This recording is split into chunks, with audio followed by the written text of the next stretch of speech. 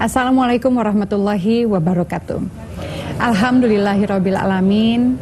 Segala puji hanya milik Allah yang telah menganugerahkan kepada kita kehangatan bulan suci Ramadan.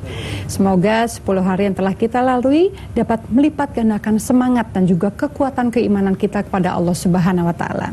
Jumpa lagi dalam program Tafsir Al-Misbah mengenal surat Al-Maidah yang insya Allah pada pagi hari ini kita akan membahas ayat 32 dan juga seterusnya.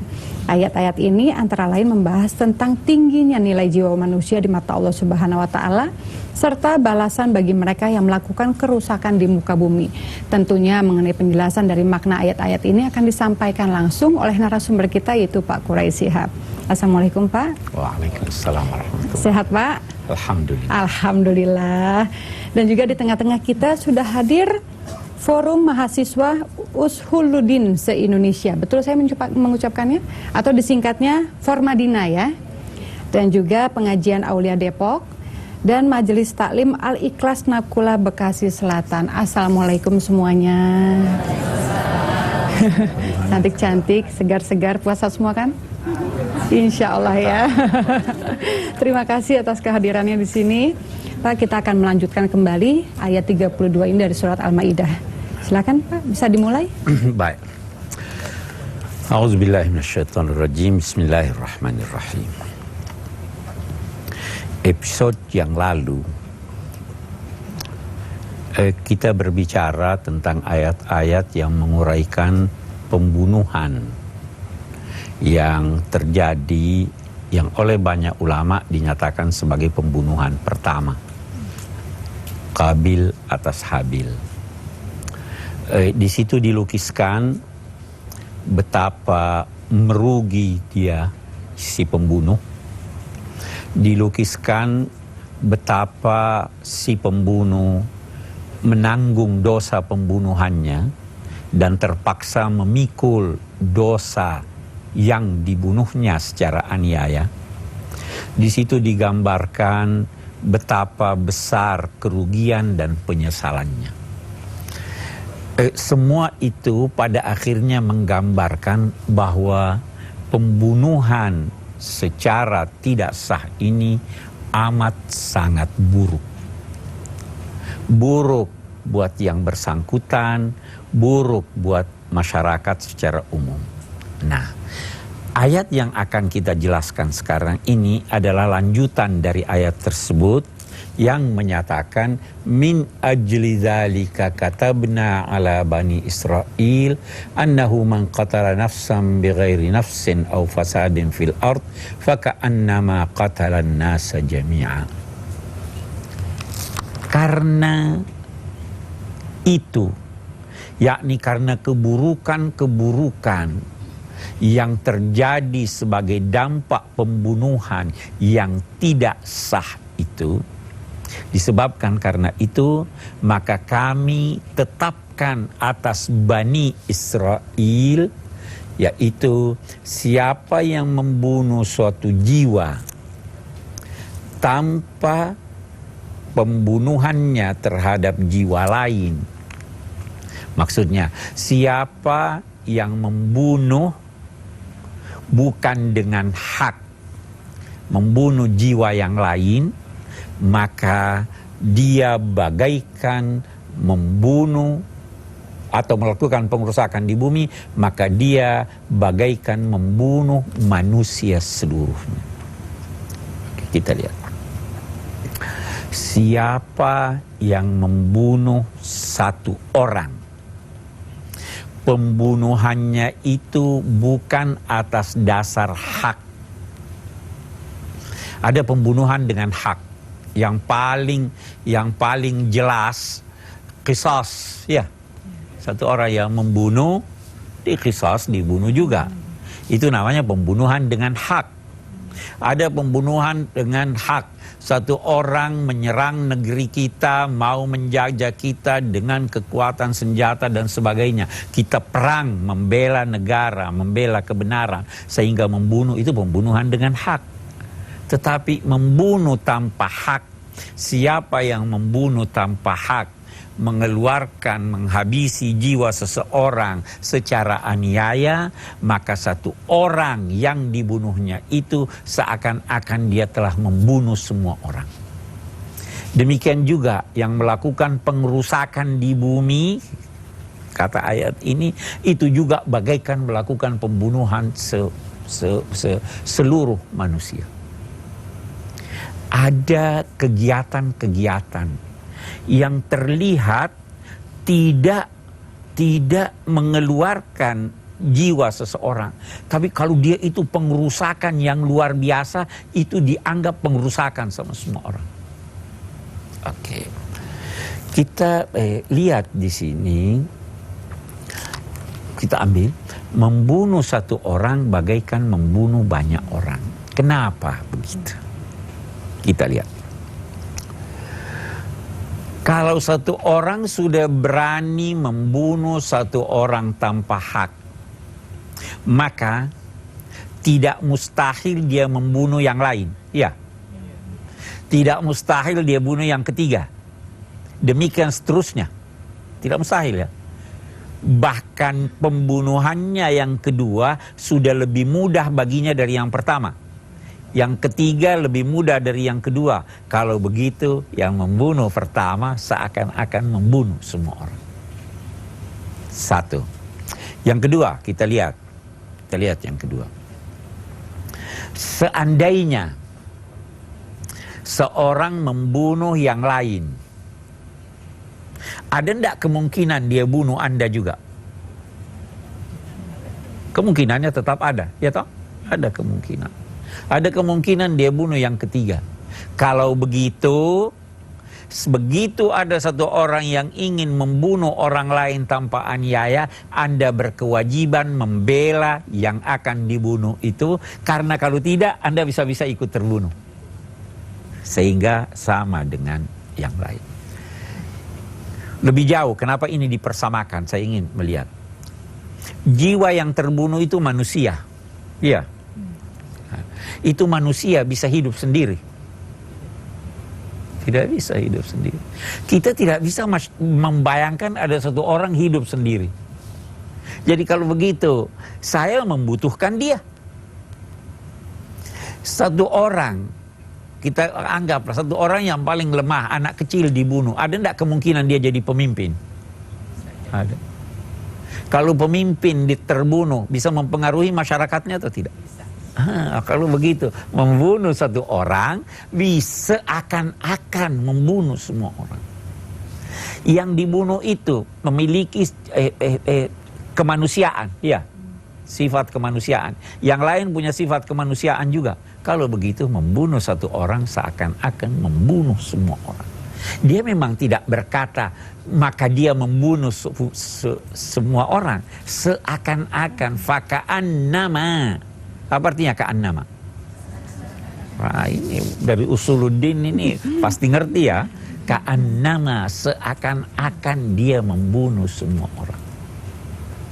Dan siapa yang menghidupkan? Apa artinya menghidupkan? Yang menghidupkan Allah. Tetapi siapa yang menolong seseorang sehingga dia terhindar dari kematian, maka dia bagaikan menghidupkan, menolong semua orang. Ada satu orang mau tenggelam. Kalau tidak ditolong, dia meninggal.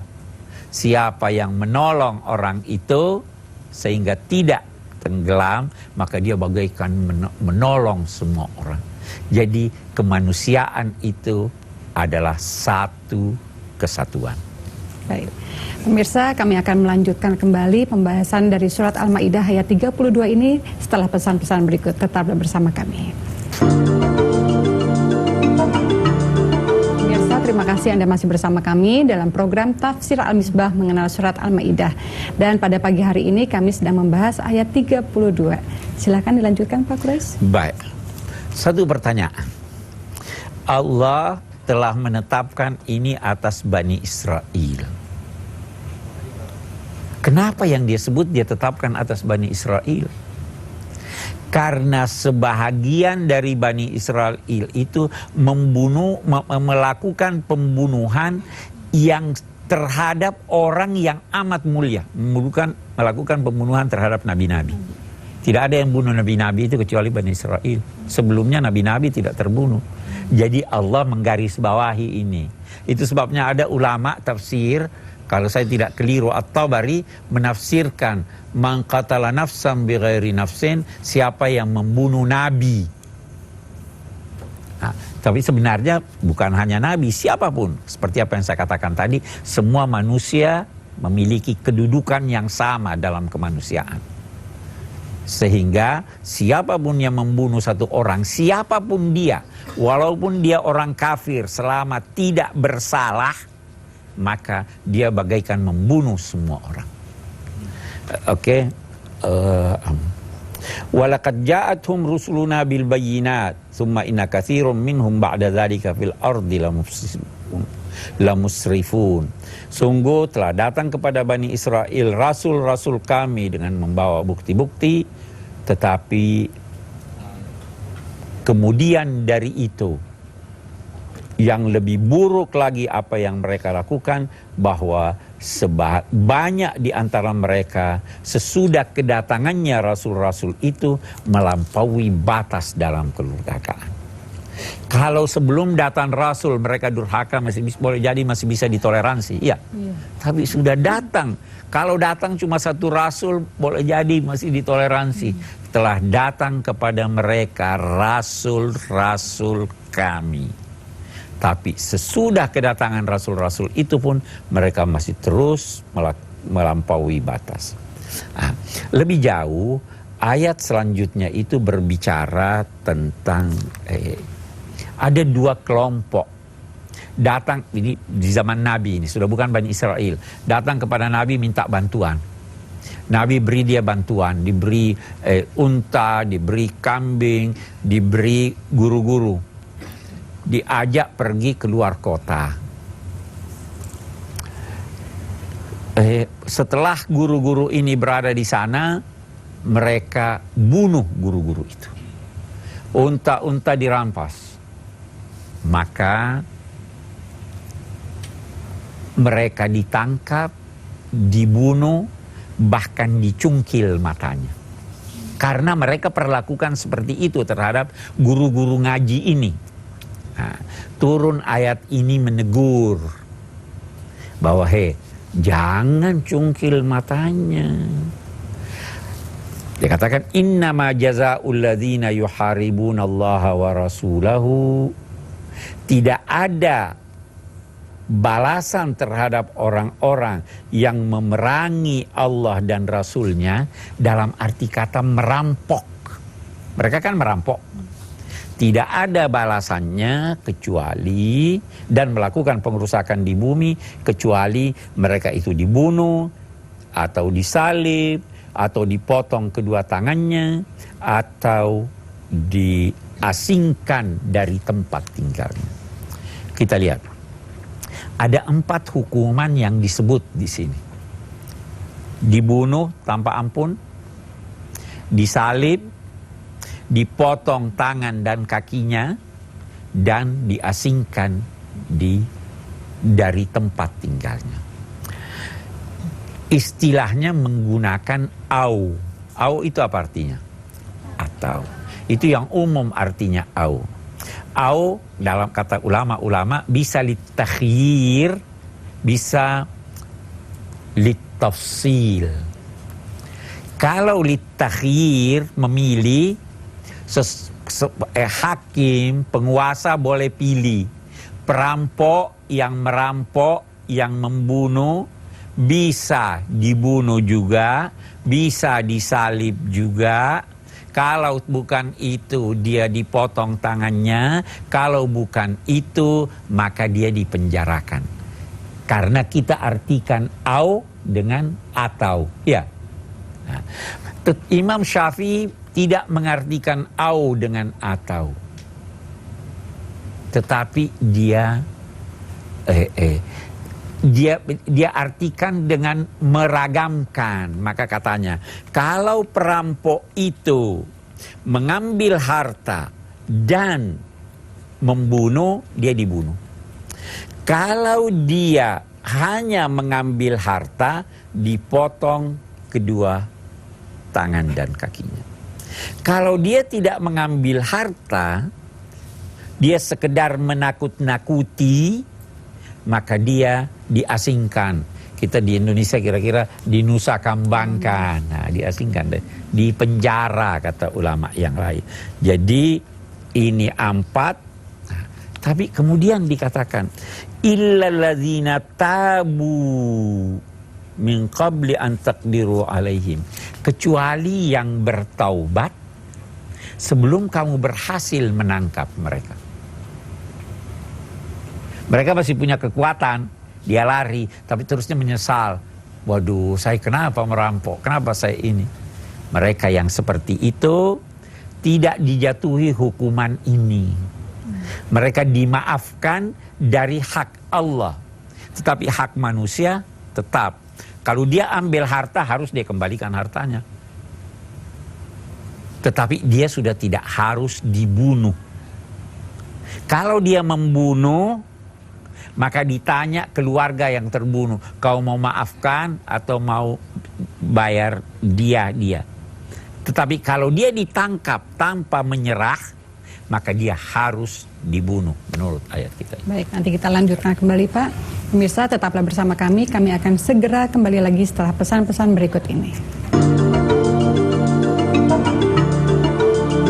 Anda masih menyaksikan program Tafsir Al-Misbah mengenal surat Al-Maidah. Langsung saja Pak dilanjutkan suratnya. Baik, kita lihat sekarang. Yang bertaubat, hak Allah yang harus dipikulnya dimaafkan. Apa makna itu? Tujuan dari sanksi hukum ini, tujuan dari dijatuhkannya hukuman terhadap seseorang itu sebenarnya tujuannya agar yang lain tercegah melakukan hal serupa, itu satu. Dan yang kedua, agar yang bersangkutan terdidik tidak melakukannya lagi. Sehingga kalau orang sudah tobat, artinya tujuan sanksi sudah tidak ada karena sudah tercapai. Itu sebabnya sekian banyak dosa-dosa yang terampuni oleh Allah, kalau itu berkaitan dengan dosa terhadap Allah, sekian banyak dosa-dosa yang diampuninya begitu Anda melakukan kebaikan. Ada satu orang datang pada Nabi, saya melakukan dosa, jatuhi saya sanksi wahai Nabi. Nabi terdiam. Jatuhi saya sanksi. Nabi terdiam. Salat, habis salat dia datang lagi. Wahai Nabi, saya melakukan dosa. Akhirnya Nabi bertanya, tadi kamu wudhu? Udah. Salat dengan kita? Salat. Oh, udah diampuni dosa kamu. Itu sebabnya atbi'is sayyi'atal hasanata tamhuha. Ikutkan kesalahan kamu, keburukan kamu, dosa kamu dengan kebaikan, niscaya Allah menghapuskan. Ada satu orang berzina, datang pada Nabi, wahai Nabi saya berzina. Nabi pura-pura tidak mau dengar. Wahai Nabi saya berzina, masih tidak mau dengar. Wahai Nabi saya berzina. Nabi arahkan dia. Dia tahu ini orang sudah menyesal ini. Nabi terus berkata padanya, barangkali kamu tidak zina, barangkali kamu cuma main-main begitu aja. Dia bilang, tidak wahai Nabi, saya melakukan apa yang dilakukan oleh suami dan istri. Nabi terus lihat sampingnya, ini orang gila atau bukan nih? Bukan. Nabi beri kesempatan dia untuk tidak mengaku, karena Nabi sadar bahwa orang ini sudah menyesal. Itu. Jadi tujuan kita baca ini, illalladzina tabu min qabli an taqdiru alaihim, kecuali orang yang bertobat sebelum kamu mampu menangkap dia. Tujuan dari jatuhnya sanksi hukum itu sebenarnya antara lain untuk mendidik yang bersangkutan. Karena itu kalau Anda berdosa, perbaiki diri. Tidak usah beritahu orang.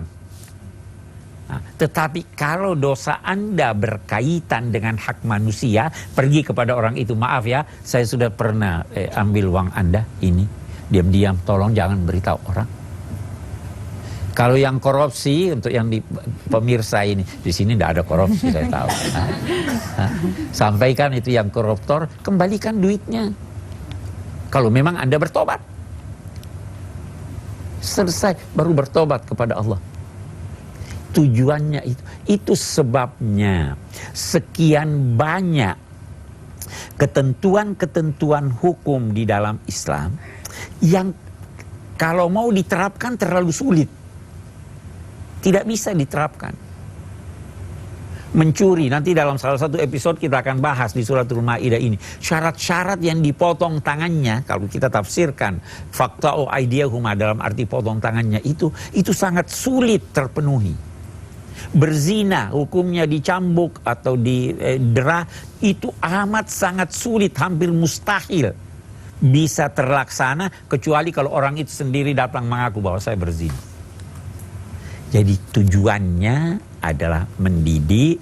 Nah, di sini dikatakan, saya kembali kepada ayat kita ini, bahwa illal ladzina tabu min qabli an taqdiru alaihim fa'lamu annallaha ghafurur rahim. Allah, ketahuilah bahwa Allah Maha Pengampun lagi Maha Penyayang. Dia pengampun, dia ampuni dosa yang berkaitan dengannya, dan dia Maha Pengasih, mengasihi dengan memberikan jalan keluar bagi setiap orang yang melakukan pelanggaran itu. Saya kira itu. Baiklah, untuk adik-adik yang ingin bertanya mungkin penasaran ya, sabar dulu ya karena kita akan jeda sebentar. Pemirsa tetaplah bersama kami karena kami akan segera kembali lagi setelah pesan-pesan berikut ini tentunya. Pemirsa, terima kasih Anda masih bersama kami. Setelah tadi kita mendengarkan uraian yang jelas dari Pak Quraish Shihab, saatnya saya memberikan kesempatan pada Mbak atau Ibu ataupun Bapak-Bapak untuk bertanya. Silakan, siapa dulu? Ya, langsung Mbak. Siapakah yang akan memberikan hak ketika kita ditangkap padahal kita tidak melakukannya dan kita sudah menjalani hukuman? Seperti terjadi kasus yang pada Rian seperti itu. Kan Rian yang membunuh ternyata pada waktu itu sudah dihukum orang lain. Nah, bagaimanakah dia mencari haknya, kepada siapa? Seperti itu. Agama mengajarkan bahwa hindarilah menjatuhkan sanksi hukum disebabkan karena adanya celah. Itu sebabnya agama merestui adanya pembela yang tugasnya bukan membela dengan membenarkan yang salah, tetapi membela, membantu hakim sehingga bisa menjatuhkan hukuman yang seadil-adilnya. Nah, itu sebabnya agama menggarisbawahi, Sayyidina Umar bersabda, saya lebih senang keliru dengan tidak menjatuhkan hukuman kepada yang berhak dihukum daripada menjatuhkan hukuman kepada orang yang tidak berhak menghukum. Orang yang tidak berhak dihukum. Oke. Nah, dalam kasus-kasus semacam ini itu dia bisa menuntut kepada yang menjatuhkan hukuman atau kepada lembaga. Dia harus diberikan ganti rugi untuk itu sesuai dengan ketentuan peraturan yang berlaku. Jelas ya? Oke. Silakan pertanyaan berikutnya siapa? Saya mau menanya terkait dengan dua ayat tadi. Yang pertama tentang pembunuhan. Saya ingin mengaitkan dengan fenomena sosial yang ada di Indonesia. Saya kira kalau ada pembunuhan secara langsung sudah jelas, tapi ini adalah fenomena sosial semacam kemiskinan, di mana kalau masyarakat kita yang kemiskinan, yang ekonominya rendah, kalau kita biarkan terus-menerus maka dia akan mati. Apakah orang yang membiarkan ini juga bisa mendapatkan hukuman atau semacamnya bila dia membiarkan? Bisakah fenomena ini dijelaskan sesuai ayat ini? Terima kasih. Iya, kita tidak menggunakan ayat ini untuk ke sana secara langsung dalam arti bahwa dia dijatuhi hukuman juga karena membiarkannya. Karena ayat ini sebenarnya tidak berbicara tentang sanksi hukum kepada yang melakukan pembunuhan. Ayat ini hanya berbicara bahwa yang membunuh atau membunuh seseorang seperti membunuh, seakan-akan membunuh semua orang. Yang memberi keselamatan kepada satu orang seakan-akan memberi keselamatan kepada semua orang. Di sini sanksi hukumnya tidak disebut, hanya dipersamakan, ya toh. Nah, dalam konteks saya ingin berkata begini, dalam konteks seorang yang mampu, lantas orang-orang yang dibawa wilayah kekuasaannya dalam dua tanda petik. Saya ambilkan satu contoh. Seorang majikan, dia tidak memberikan gaji yang cukup atau dia menghalangi gaji dari dia punya buruhnya. Lantas sang buruh mencuri, maka Sayyidina Umar menjatuhkan sanksi kepada majikan karena dia penyebab. Ya toh? Jadi begitu, kita tidak lantas berkata ya dia harus dibunuh. Kita tidak. Membunuh itu kita usahakan sejauh mungkin. Tetapi bahwa dia dijatuhkan hukuman, bisa hukuman ta'zir namanya, terhadap yang berwenang membantu tapi tidak mau membantu. Jelas itu ya? Termasuk dalam bidang ekonomi. Karena itu, kalau Anda punya hak pada satu majikan, dia tidak mau ambil, Anda bisa ambil dari dia dengan cara apapun. Karena itu hak Anda. Saya kira begitu. Okay. Baik, pertanyaan berikutnya. Ya, langsung Mbak. Apakah perumpamaan orang yang membunuh satu jiwa seakan-akan dia membunuh banyak orang? Dan begitu juga sebaliknya, dalam ayat 32 itu berlaku khusus untuk Bani Israel atau seluruh manusia? Iya, itu ada bahasan di kalangan ulama. Apakah syariat umat yang lalu sama atau berlaku juga terhadap kita atau tidak? Kesimpulannya kita bisa ambil tanpa memasuki rincian. Kesimpulannya begini, kalau itu ditetapkan dalam Al-Quran dan tidak ada bantahannya, tidak ada ininya, maka itu berlaku juga untuk kita. Khusus menyangkut hal ini jelas berlaku buat kita. Bahwa siapa yang membunuh satu orang, dia bagaikan membunuh semua orang. Itu ketentuan yang berlaku sampai saat ini dan sampai akan datang. Jelas ya? Okay. Baik, silakan pertanyaan berikutnya. Ya. Bagaimana tentang istilah pembunuhan karakter? Misalnya labeling orang tua terhadap anak, si gendut, si malas, si lamban, atau misalnya fitnah. Terima kasih. Iya, itu tidak sama dengan, itu kan nyawanya tidak keluar ya kan? Hanya pembunuhan karakter itu juga terlarang keras. Itu bahkan ada ayat-ayat yang menggambarkan begini, Anda memfitnah satu orang seperti membunuh karakternya memang. Ya, tetapi itu tidak dijatuhi lantas hukuman dicabut juga nyawanya. Terkadang ada satu orang membunuh seseorang yang punya anak banyak. Sebenarnya yang dia bunuh itu bukan hanya ayahnya. Bisa jadi yang ikut dibunuhnya adalah anak-anaknya. Iya kan? Tetapi kita tidak lantas berkata dia dijatuhi hukuman bunuh dengan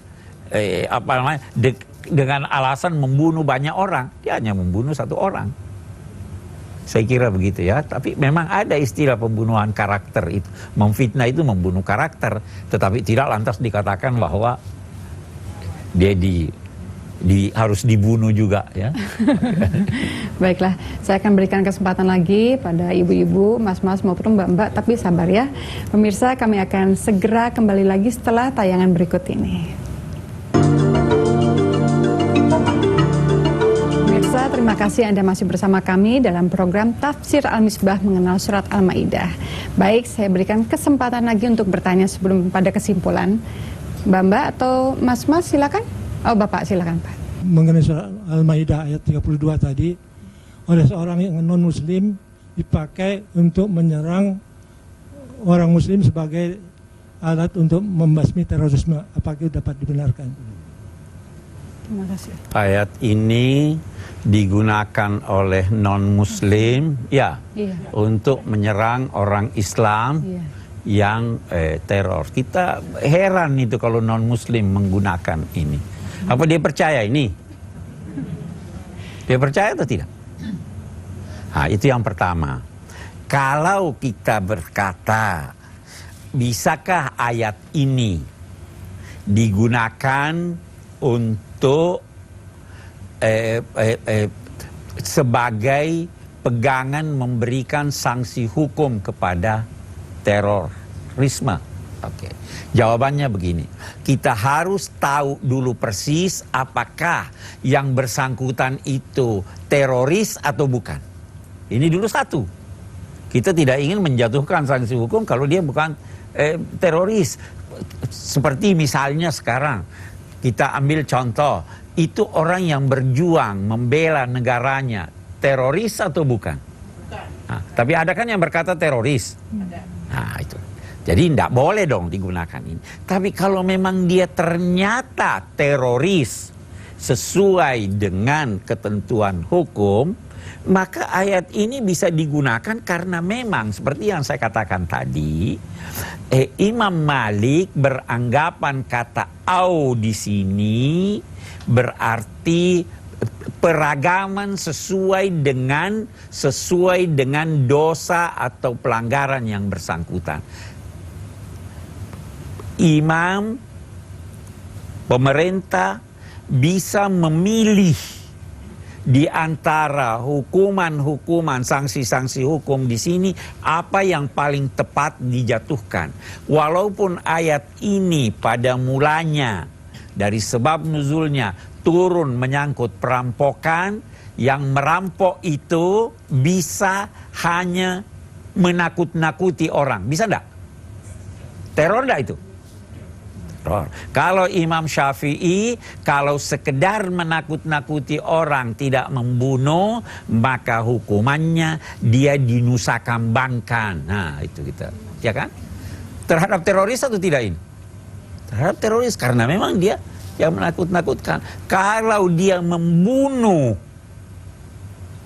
dibunuh tanpa ampun. Dia membunuh, merampok lagi harta benda, dibunuh dan disalib, begitu seterusnya. Jadi bisa, tetapi jangan lantas seorang yang mempertahankan ajaran agamanya, seorang yang mempertahankan negaranya, seorang yang mau mengusir penjajah, saya namai teroris, baru saya katakan bunuh dia.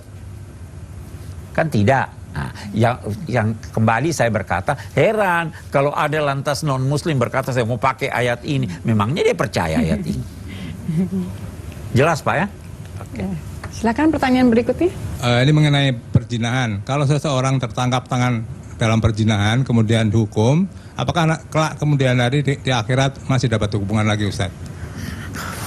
Iya, kita mau lihat dulu Pak ini. Tertangkap tangannya itu bagaimana? 4 orang atau tidak Pak? Itu sanksi hukum zina hampir mustahil. Karena apa? Harus yang menyaksikan 4 orang. Bukan cuma menyaksikan 4 orang, tetapi menyaksikan perbuatan itu secara real dan betul-betul zina. Tapi dalam saat yang sama, agama Islam menganjurkan orang jangan mendekati tempat-tempat yang tidak baik. Jadi bagaimana dia mau lihat? Jadi hampir tidak ini. Nah, pertanyaan Bapak, apakah itu ulama lantas beda pendapat menyangkut hal itu. Tapi saya bisa berkata begini, kalau dia dijatuhi hukuman dan dia menyesali perbuatannya, diampuni oleh Allah. Tapi kalau dia dijatuhi hukuman dia tidak menyesali, unsur tobatnya tidak ada. Iya kan? Unsur tobatnya tidak ada. Ya, dia mempertanggungjawabkan kelak di hari kemudian. Ada seorang di zaman Nabi dijatuhi hukuman, dia mendesak, jatuhi saya hukuman ini. Nabi bersabda, seandainya dia punya tobat dibagi sama kamu semuanya, kamu semua bisa dapat itu tobat. Karena dia sudah tulus. Nah, tujuan dari sanksi telah tercapai pada yang bersangkutan. Allah tidak akan menuntut lagi di hari kemudian karena dia itu. Tapi kalau dia tidak tobat, ya tidak. Itu juga seperti itu juga pencuri atau koruptor sudah ditahan, sudah dia tidak tobat, masih dituntut atau tidak? Iya dong, dituntut. Apalagi dia tidak mengembalikan hak itu, ya kan? Oke. Baik Pak, kita sampai pada kesimpulannya, silakan Pak. Oke, kita lihat di kesimpulan. Saya kira yang pertama barangkali yang kita ingin garis bawahi di sini adalah pentingnya hak hidup. Hidup itu harus dipertahankan. Karena itu orang berkata begini, ada orang berkata jangan takut mati. Ya. Sebenarnya yang lebih perlu digarisbawahi jangan takut hidup. Hidup itu harus dipelihara. Hidup itu milik Allah. Hanya Dia yang berhak mencabutnya. Sehingga Anda punya kehidupan pun bukan milik Anda. Itu milik Allah. Karena itu seorang manusia tidak boleh mencabut hak hidupnya. Apalagi hak hidup orang lain. Itu juga nanti kita lihat kenapa agama melarang etanasia. Itu membunuh karena kasihan ya orang sakit. Itu karena hidup hak Allah.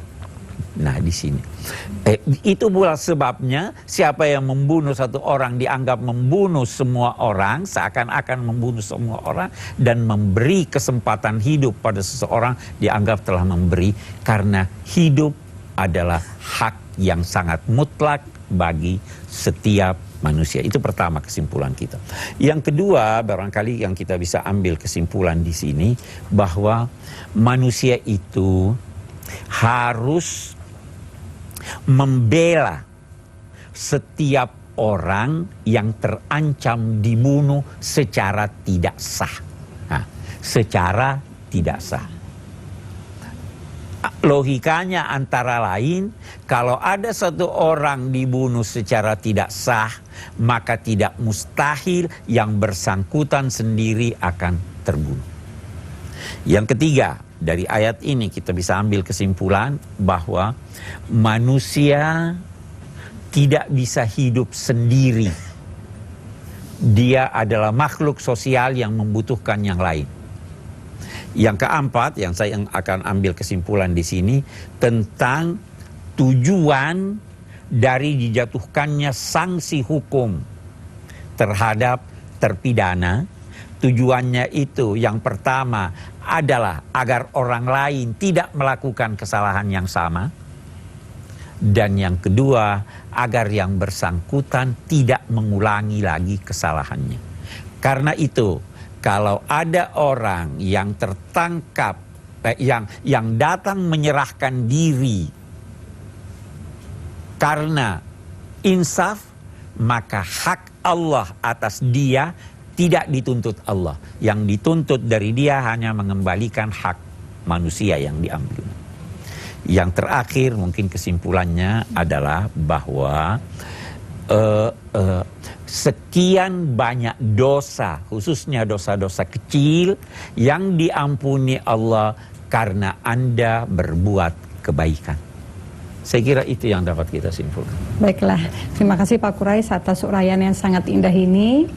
Terima kasih ibu-ibu, mbak-mbak dan juga bapak-bapak atas kehadirannya di sini. Semoga membawa manfaat untuk kita semua.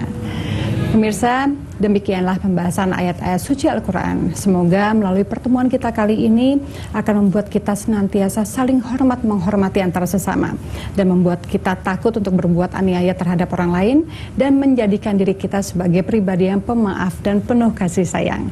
Terima kasih atas kebersamaan Anda. Insya Allah kita akan berjumpa lagi di episode-episode mendatang dalam program Tafsir Al-Misbah mengenal surat Al-Maidah. Mohon maaf lahir batin. Selamat menjalankan ibadah puasa. Saya Inneke Koesherawati. Wabillahi taufiq wal hidayah. Wassalamualaikum warahmatullahi wabarakatuh.